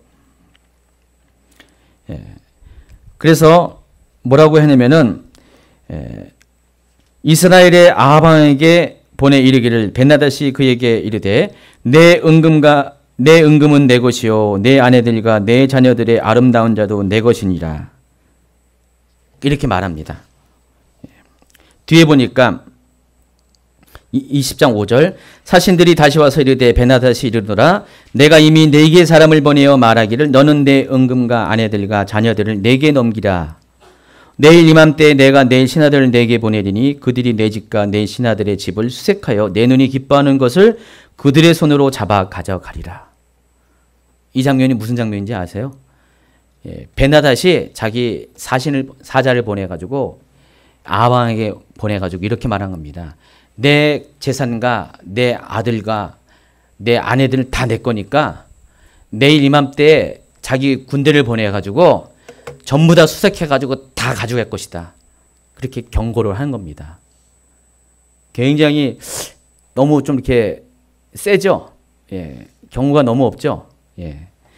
이 소식을 들으니까 이스라엘이 대책회의를 열어요. 이스라엘 왕이 나라의 장로들과 다 불러 모아서 어찌할까 했을 때 결론은 뭐냐? 전쟁을 하자. 이렇게 당하고 가만히 있으면 다 뺏기니까 전쟁을 하자 해가지고 드디어 전쟁을 벌이게 됩니다. 그래서 베나닷 2세와 아합 왕이 두 번의 전투를 벌입니다. 여기서 첫 번째 전투를 벌일 때 한 선지자가 등장합니다. 열왕기상 20장 13절에 보세요. 한 선지자가 이스라엘의 아합 왕에게 나와 이르되 여호와 말씀이 내가 이 큰 무리를 보느냐 내가 오늘 그들을 내 손에 넘기리니 너는 내가 여호와인지를 알리라. 그러니까 하나님께서 저주간 아합이 어쨌든 간에 이스라엘 도우기 위해서 선지자를 보내서 베나닷과의 전투에서 이길 것을 예언을 합니다. 그러면서 방법을 가리키는데 고관의 자녀들 중에서 232명을 따로 뽑아가지고 별동대를 모집하라는 것이죠. 그리고 7,000명의 그런 군대와 함께 전쟁을 벌이게 됩니다. 첫 번째 전투입니다. 그런데 이 첫 번째 전투에 예상을 깨고 이 아합 왕이 이겼습니다. 전투에 승리합니다. 그리고 이제 같은 20장에 예, 두 번째 전투가 이제 등장합니다. 823페이지 보시면 하겠습니다. 예, 그 선지자가 이스라엘 왕에게 나와 이르되 왕은 가서 힘을 기르고 왕께서 행할 일을 알고 준비하소서. 해가 바뀌면 아람 왕이 왕을 치러 오리이다. 이렇게 나옵니다. 같이 이 첫 번째 전투에서 하나님의 말씀을 대언한 선지자가 또다시 전투가 끝난 다음에 승리한 아합 왕에 와서 내년 때가 되면은 베낫 왕이 다시 군대를 몰고 오게 될 것입니다. 그래서 그것을 위해서 미리 전쟁을 예비하십시오라고 합니다.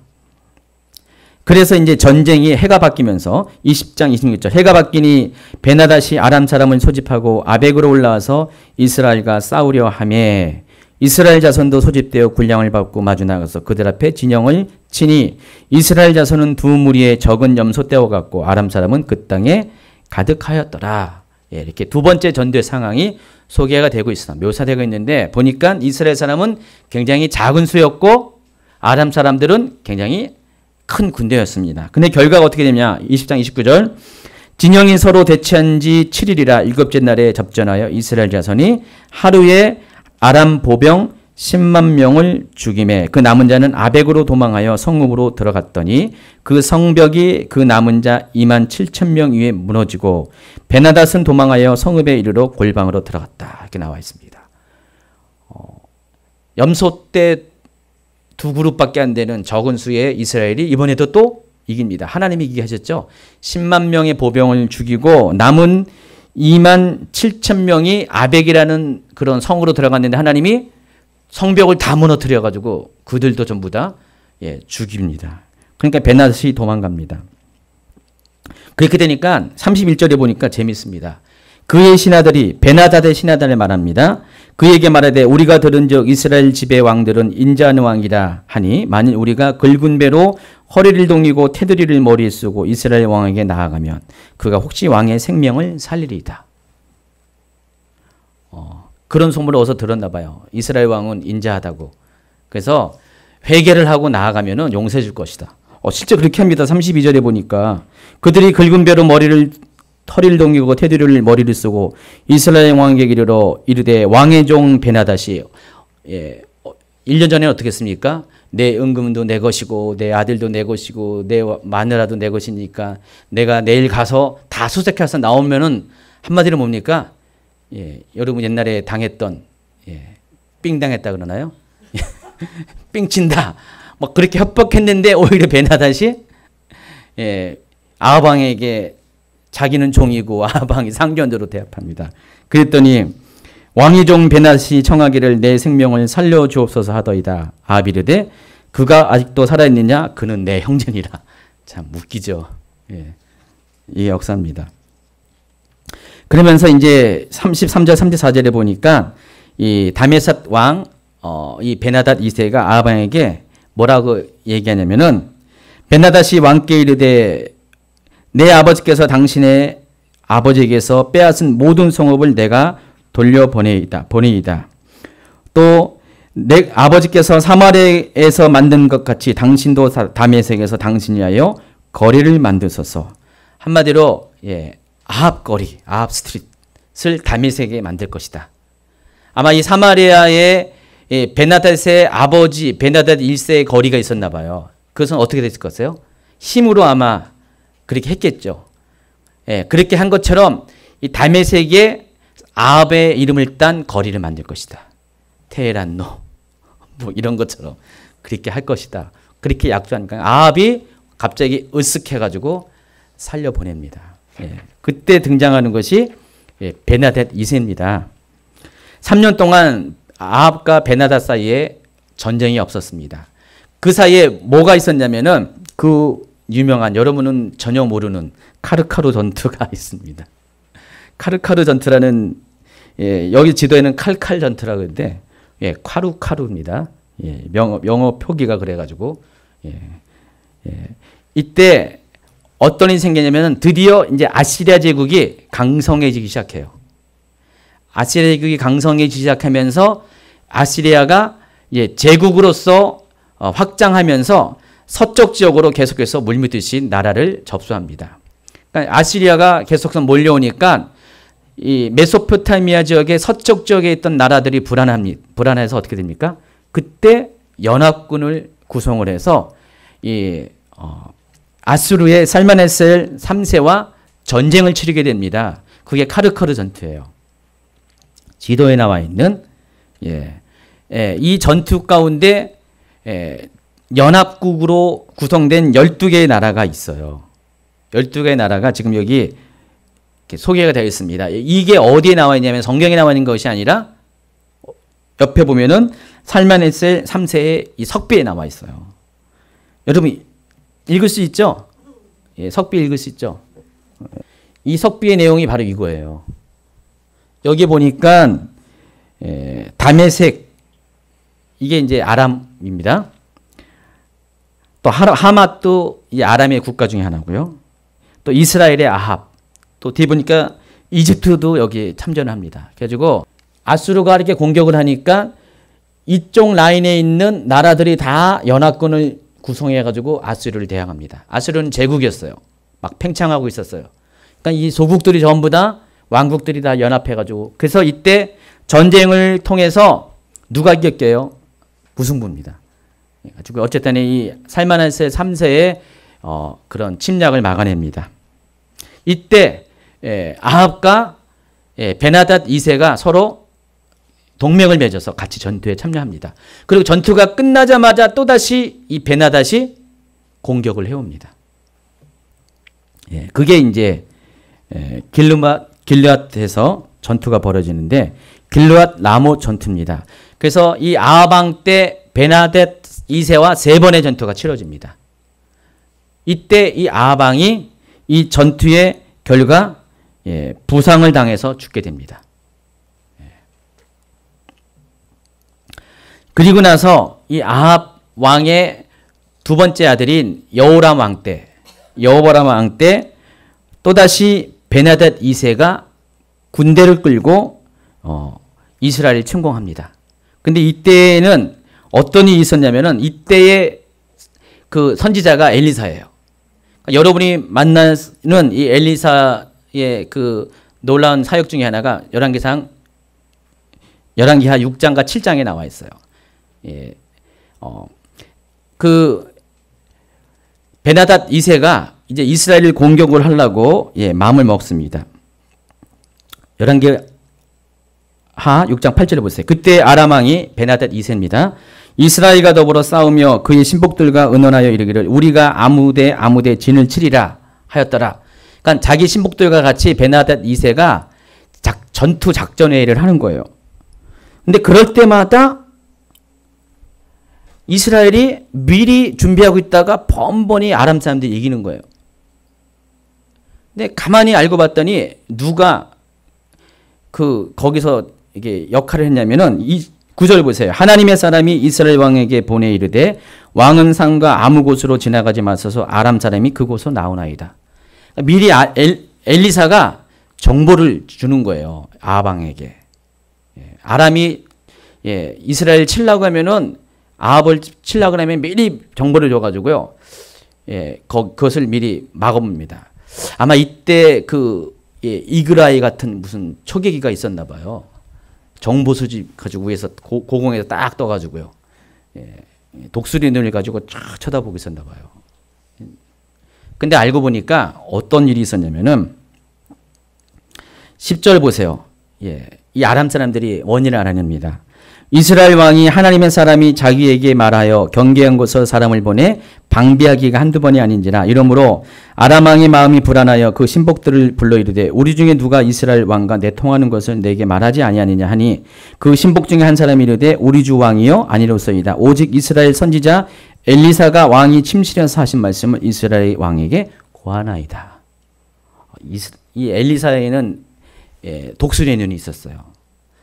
하나님의 눈을 가지고 하나님이 엘리사에게 다 알려주니까 엘리사가 미리미리 아합에게 다 기뜸을 해줘가지고요. 이렇게 됐다는 것이죠. 바로 여기에 이제 베나닷 2세가 엘리사와 관련돼서 등장합니다.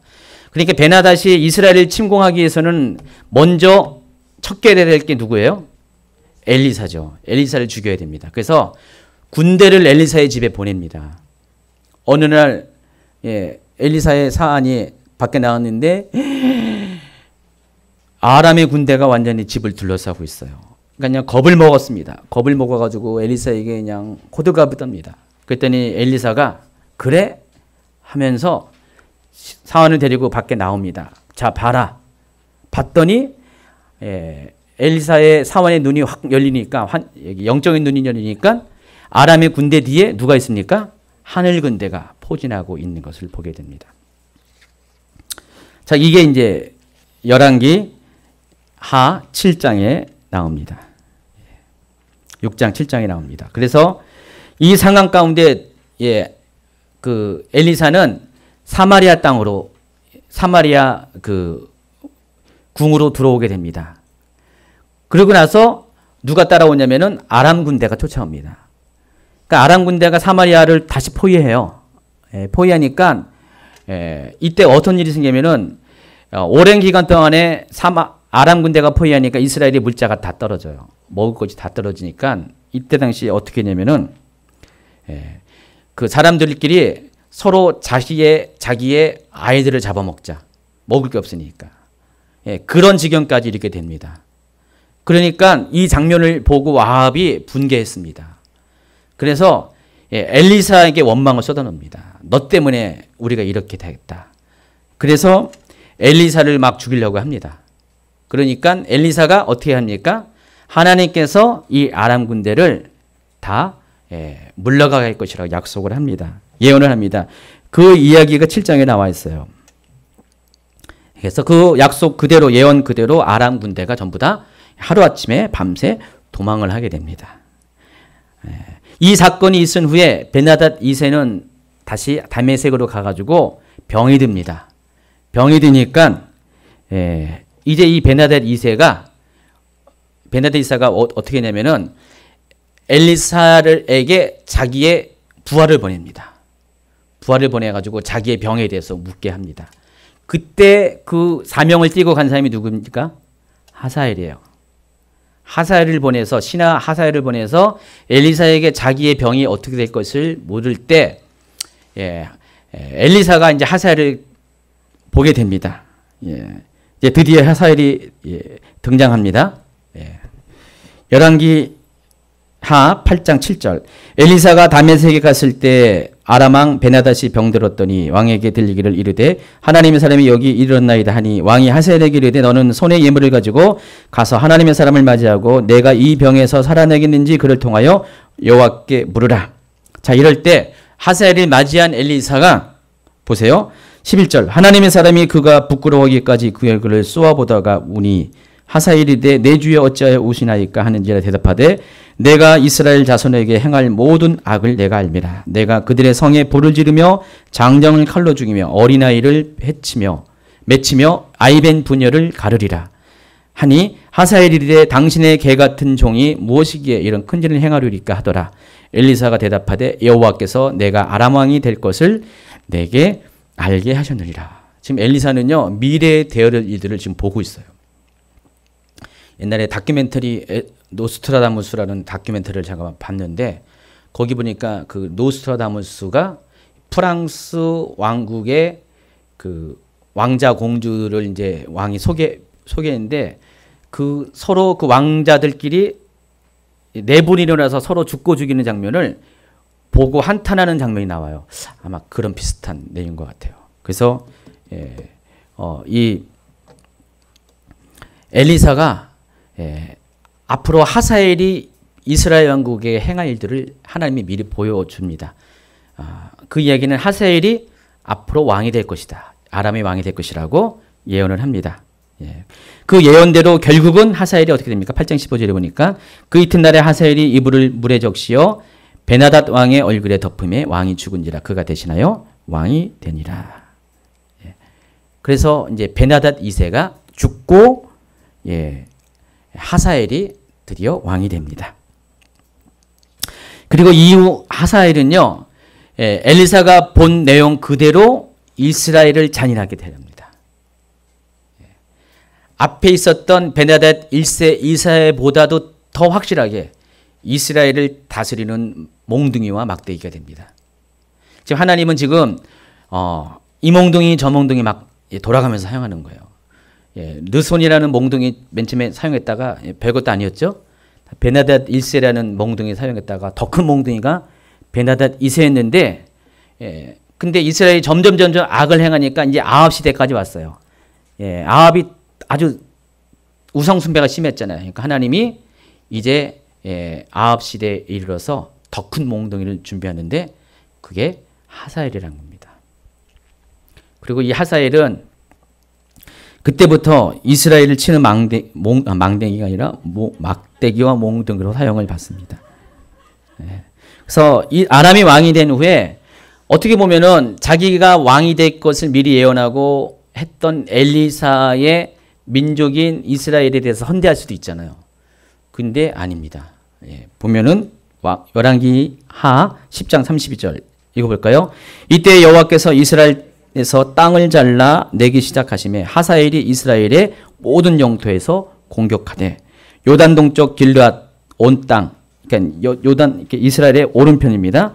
곧 갓 사람과 루벤 사람과 므낫세 사람의 땅, 므낫세 루벤은 어디죠? 요단 동편의 지파들을 말합니다. 거기를 공격하고요. 또 아르논 골짜기 있는 아로웰에서부터 길르앗과 바산까지 하였더라. 열왕기 하 12장 17절. 그때 아람 왕 하사엘이 올라와서 가드를 쳐서 가드는 블레셋 땅을 말합니다. 이번엔 서편입니다. 아까는 동편이고 점령하고 예루살렘을 향하여 올라온다 그랬습니다. 그리고 열왕기 하 13장 3절에 보래 여호와께서 이스라엘에게 놓아사 늘 아람 왕 하사엘의 손과 그의 아들 베나닷의 손에 넘기셨다 그랬어요. 자 보시면 알겠지만은 하사엘과 그 아들 베나닷 왕 때 보면은 계속해서 이 북이스라엘과 유다가 공격을 당하는데 아주 수없이 빈번하게 공격을 당해요. 그러니까 아람이 많이 괴롭혔는데 그때 그 주동자 역할을 하는 것이 하사엘과 베나닷 3세입니다. 근데 그 모든 일을 누가 꾸미셨다고요? 하나님이 하셨다는 거예요. 하나님이 다 계획하시고 작정하시고 이들은 단지 도구로 사용했다는 것이죠. 이때 이스라엘이 하나님 앞에 악을 행했기 때문에 하나님은 그들을 징치하시는 심판의 도구로 하사엘을 베나닷을 사용합니다. 또 다섯 번째 왕이 베나닷 3세. 베나닷 3세는 아람 왕국의 전성기가 지나고 이제 쇠퇴기로 이제 막 갈 때 그때 왕입니다. 그렇다고 마지막 왕은 아니에요. 성경에 등장하는 아람의 마지막 왕이죠. 그러니까 베나닷 3세 이후에는 아람 왕들이 등장하지 않아요. 성경에는 기록이 안 됩니다. 그러니까 일반 역사 가운데는 베나닷 3세 이후에도 몇 명의 왕이 더 있어요. 이 베나닷 3세는 하사엘의 아들이에요. 하사엘의 아들인데 아버지와 마찬가지로 이스라엘에 대해서 아주 가혹하게 이스라엘을 괴롭혔습니다. 앞에 13장 3절 4절 여호와께서 이스라엘에게 놓아서 늘 아람 왕 하사엘의 손과 그의 아들 베나닷 손에 넘기셨더니 아람 왕이 이스라엘을 학대함으로 여호와스가 여호와께 간구하며 여호와께서 들으셨으니 이는 그들이 학대받음을 보셨습니다. 이 여호와스는 북이스라엘의 왕입니다. 그리고 보면은 또 아람의 왕 하사엘이 죽고 그의 아들 베나닷이 대신하여 왕이 되매 여호와스의 아들 요아스가 하사의 아들 베나닷 손에서 성읍을 다시 빼앗으니 이 성읍들은 자기 붙인 여호와스가 전쟁 중에 빼앗긴 것이라. 여기 보면은 그 요아스 왕과 베나닷 왕 3세의 전투가 벌어지는데 여러분 성경에 보면은 이때 배경이 어떻게 되면은 바로 엘리사가 이 요아스 왕에게 요아스 왕이 이제 이 아람 군대가 쳐들어오니까 위기 상황에 엘리사에게 찾아갔을 때 엘리사가 요아스 왕에게 뭐라 했습니까? 막 뭘 줬죠? 회초리인가 뭔가 줬지면서 막대기 치면서 두들기라 그랬어요. 근데 이 요아스가 몇 번 두들겼어요? 3번 두들겼어요. 그래서 엘리사가 탄식을 했죠. 더 두들겼으면 완전히 아람을 쳐서 물리쳐서 아람을 멸절시킬 것인데 앞으로 3번의 전쟁에서만 이길 것이다라고 예언합니다. 바로 그 내용이에요. 이때 이 여호와스 그리고 또 요아스 왕과 또 그 베나닷 3세의 이야기가 여기 등장합니다. 그러니까 성경에 나와 있는 이 아람 왕국에 대한 기록이 바로 여기고요. 실은 세계 일반 역사 가운데도 더 이상 뭐 찾아볼 게 별로 없어요. 이게 아람 왕국입니다. 베나닷 3세 이후 아람의 이야기는 성경에 기록되지 않고요. 역사 가운데 이제 잊혀져 갑니다. 그렇다고 해서 베나닷 3세 이후에 아람의 왕들이 없는 건 아닌데 어쨌든 이 이후에 아람 왕국은 점점 쇠퇴기로 가게 됩니다. 선지자 이사야가 아람과 이스라엘에 대해서 이렇게 예언합니다. 이사야 17장 1절, 2절, 3절 시작. 다메섹에 관한 경고라. 보라, 다메섹이 장차 성읍을 이루지 못하고 무너진 무더기가 될 것이라. 아로웰의 성읍들이 버림을 당하리니 양무리를 치는 곳이 양이 눕되 놀라게 할 자가 없을 것이며 에브라임의 요새와 다메섹 나라와 아람의 남은 자가 멸절하여 이스라엘 자손의 영광같이 되리라. 만군의 여호와의 말씀이라. 이 이사야 예언대로 이 아람은 BC 732년에 멸망을 당하고요. 또 북이스라엘은 BC 722년에 그러니까 이스라엘보다 10년 먼저 다메섹이 멸망을 당합니다. 아람 왕국이 역사 가운데 사라지게 됩니다. 여기 보면은 740년부터 차례차례로 이제 멸망을 당하게 되고요. 그래서 아까 설명한 것처럼 이때 이후에 이 아람은 아시리아의 혼혈 정책에 의해서 민족의 정체성이 말살됩니다. 그래서 다 흩어져서 다시는 나라를 이루지 못하고요. 모르겠어요. 그때 당시에 아람 민족의 DNA를 가진 사람이 지금의 시리아 땅에 아니면 저 요르단 땅에 일부가 남아있는지는 모르겠어요. 남아있는지 모르지만은 어쩌면은 그 이스라엘 지금 유대인 아시케나즘 계열의 유대인들이 지금 백인이잖아요. 백인인데 원래는 황인종이 맞아야 되잖아요. 셈족이 맞아야 되잖아요. 셈족이 맞아야 되는데 지금 이제 야벳 쪽이 유대인이라 그러잖아요. 그래서 제가 이제 그것 때문에 막 논쟁이 있었는데 한번 자세히 더 몇 번의 연구를 써서 번복을 해봤더니 그 유전자 검사를 통해서 가능성이 있대요. 그러니까 서로 다른 인종 가운데 다른 인종이 나올 가능성이 있대요. 과학적으로. 그래서 그런지 몰라도 자주간 지금 대부분의 그 유대인들은 거의 한 80% 이상이 다 백인인데 그런 것처럼 이 시리아 가운데도 고대 아람의 DNA를 가진 사람이 1%의 DNA를 갖고 있는 사람이 더 있을런지는 모르겠지만은 어쨌든 이때 이후로 아람은 민족적인 정체성이 없어지면서 혈통이 희석되면서 그 이후의 역사 가운데서는 거의 등장하지 않았고 물론 이 땅의 후손들이 살긴 살았어요. 하지만 계속해서 어느 시기 지나면은 바벨론 시대 지나면서 이 알렉산더 제국 시대 이후로는 아람이라고 불리는 사람들이 거기서 남아있지 않게 됩니다. 결국은 오늘날 아람은 역사 가운데 없는 거예요. 하나님이 어쨌든 간에 이 아람을 그렇게 사용했습니다. 사용했고 또 이 아람의 그 목적은 뭐라고요? 아까 막대기와 몽둥이를 합쳐서 몽둥이를 사용했습니다. 그렇기 때문에 하나님은 이 택하신 이스라엘 민족 때문에 사용하는 민족들이 굉장히 많이 있어요. 그러나 그들의 민족은 하나같이 다 그런 용도 외에 또 하나님이 그런 용도를 다할 때는 또 만일 그 민족들이 그런 용도로 하나님이 세웠지만은 또 하나님 앞에 겸비하면은 하나님이 어떻게 했습니까? 그 아수르 같은 경우도 니느웨가 일찌감치 멸망당할 뻔했는데 한 200년가량을 존속시켰잖아요. 요나의 그런 경고를 듣고 회개해서 뭐 그럴 수도 있지만은 끝까지 악한 행동을 하면은 결국 그들 민족도 멸망시킵니다. 그게 세계의 역사예요. 그래서 이 과거의 역사는 과거의 역사를 끝난 것이 아니라 오늘날의 역사도 동일하게 과거로부터 반복되고 배울 수 있는 것이고요. 또 미래의 역사도 마찬가지입니다. 그래서 하나님이 그 택하신 민족을 지금까지 눈동자와 같이 지켜준 것처럼 여러분이 만약에 택하신 민족이라면은 맞죠? 영적인 택하신 민족이라면 하나님은 어떤 상황 가운데서 여러분을 지켜줄 것입니다. 아무리 북한에 그런 위협이 있다 했죠. 뭐 주변에 열강의 위협이 있다 일지라도 정말 나만의 이 크리스찬만이라도 정말 하나님 앞에 정직하게 신실하게 믿음 가운데 신앙에 서 있으면 하나님은 이 나라를 지켜주실 것이고 바로 그것을 위해서 사용되는 하나님의 사람이 제가 보기엔 여러분일 것 같아요. 여러분이 엘리사가 되시기 바랍니다. 여러분이 그때 시대를 경고하고 온전케 살 것을 이렇게 경고했던 그런 하나님의 사람들로 세워나가기를 예수님이 축원합니다.